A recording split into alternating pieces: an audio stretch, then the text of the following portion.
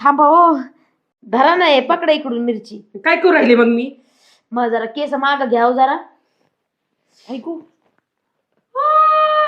हात लागला, मिरचीचा रोग आला तुम्हाला. बया बया बया बया बया. तूच तर म्हणली ना नको फुकी दे. फुका. अयो अजून लावलं ना. हे कर्माचे फळ येत. हा त्या म्हाताऱ्याला काढलं घराबाहेर.